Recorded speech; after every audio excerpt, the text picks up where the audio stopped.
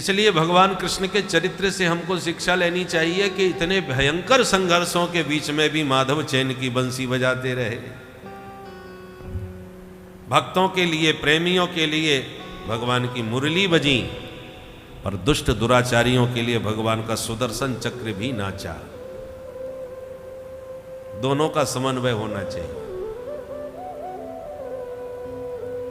हमारे जितने भी देवी देवता हैं आशीर्वाद की मुद्रा में तो रहते ही हैं, सबको आशीर्वाद देते हैं। एक हाथ आशीर्वाद के लिए उठा रहता है और दूसरे हाथ में अस्त्र भी दिखता है। कन्हैया के हाथ में भी सुदर्शन है, राम जी के हाथ में भी धनुष्मान है, भोले बाबा के हाथ में भी त्रिशूल है, यहां तक कि वात्सल्यमयी माता दुर्गा के हाथ में भी खड्ग है।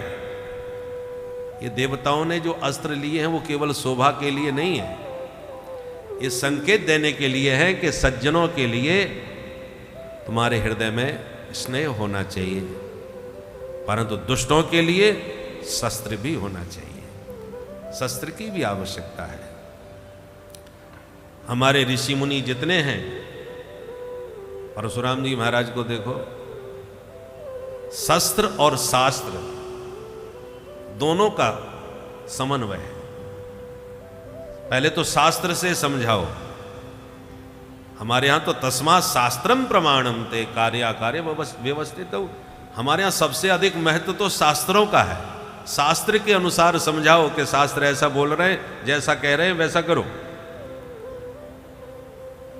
शास्त्र हमारे मार्गदर्शक हैं।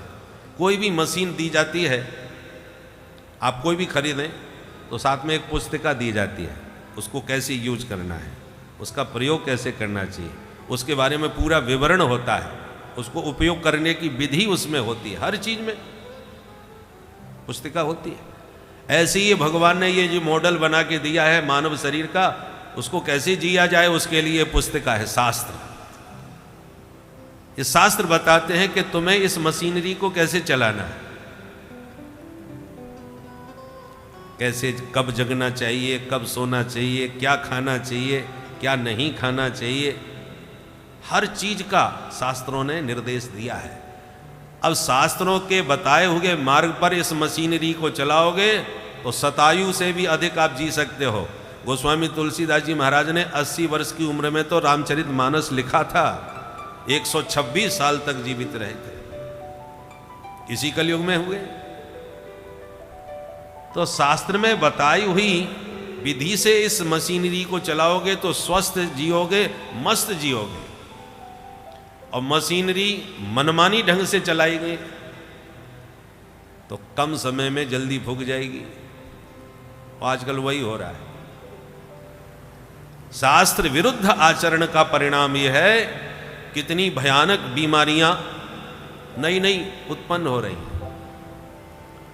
पहले गांव देहातों में कोई एक हाथ वैद्य हुआ करता था, जरूरत ही नहीं पड़ती थी। तो कितने श्रमजीवी और स्वस्थ समय पर सोने जागने वाले थे। आज शास्त्र विरुद्ध आचरण करने का परिणाम यह है कि सारी मशीनरी समय से पहले ही खराब हो जाती है। बचपने से सीधे बुढ़ापे में प्रवेश हो जाता है, जवानी तो कब आगे चली गई पता ही नहीं चलता। ये हालत इस मशीनरी की हमने कर दी है। इसलिए शास्त्र के अनुसार जियो और शास्त्र के अनुसार लोगों को समझाओ। और जो शास्त्र की भाषा नहीं समझते हैं तो फिर शास्त्र लिखते समय सा पे आ का डंडा लगाया जाता है ना, वो एक डंडा निकाल लो। सा का डंडा निकल गया तो क्या बचेगा फिर? शस्त्र। शास्त्र में से सा का डंडा निकाल लिया तो वही बन गया शस्त्र। तो शास्त्र से समझाओ, नहीं तो शस्त्र से भी समझाना आवश्यक होता है। इसलिए देवी देवताओं ने आशीर्वाद की मुद्रा के साथ साथ शस्त्र भी धारण कर रखे हैं। दोनों का समन्वय है। आज हम लोग न तो शास्त्र को ही समझ पा रहे हैं और न शस्त्र ही रख पा रहे, दोनों से रहित हो गए। शास्त्र और शस्त्र, हमारे घर पे कोई हमला कर दे तो लाठी भी नहीं मिलेगी कि कम से कम अपने रक्षा में कुछ हम कर सके, ये स्थिति है।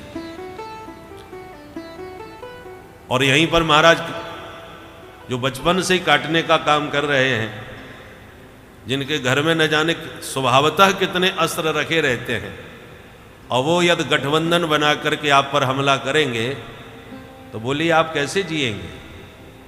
इसलिए या शास्त्र को ही समझ लो या शस्त्रों को धारण। शास्त्र और शस्त्र दोनों से रहित हमारे घर हो गए, ना शस्त्र मिलेंगे ना शास्त्र मिलेंगे, तो आप कैसे जिएंगे। न तो जीवन जीने का ढंग आपने ठीक से समझ पाया, और न आत्मरक्षा के लिए आप सावधान हो पाए।